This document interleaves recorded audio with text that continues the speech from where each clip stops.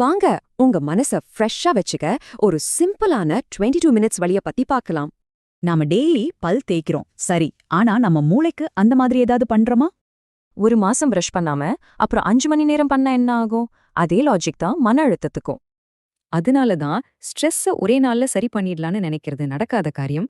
இந்த ஸ்ட்ரெஸ் ஒரு கிருமி மாதிரி ஒவ்வொரு நாளும் உங்க மூளையில கொஞ்சம் கொஞ்சமா சேர்ந்துட்டே இருக்கும். எப்படி தினமும் சேரும்போது ஒரு நாள் வெடிச்சுடும். ஆனா அதையே தினமும் வெளியேத்தினா மனம் எப்பவும் தெளிவா இருக்கும். சரி, அப்போ இத தினமும் எப்படி க்ளீன் பண்றது? அதுக்கு ஒரு சிம்பிள் வழி இருக்கு. அதுக்கு தேவை வெறும் 22 நிமிஷம் தான். ஆமா, ஒரு நாளைக்கு ஜஸ்ட் 22 நிமிஷம். இந்த 22 நிமிஷத்தை 3 பவர்ஃபுல் ஸ்டெப்ஸா பிரிக்கலாம். அது என்னன்னு பார்க்கலாம் வாங்க. ஸ்டெப், வெறும் 2 நிமிஷம் ஆழமா மூச்சு விடுறது. உங்க சிஸ்டம் உடனே அமைதியாகும்.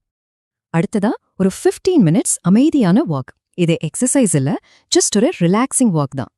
கடைசியா ஒரு 5 நிமிஷம் மனசுல இருக்கிற கவலைகளை ஒரு பேப்பர்ல எழுதுங்க. எல்லாத்தையும் கொட்டிடுங்க.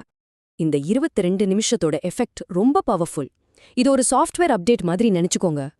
இது ஏன் முக்கியம்னா, உங்க நரம்பு மண்டலத்தை இது ரீசெட் பண்ணி தினசரி மன அழுத்தத்தை சமன் பண்ணுது.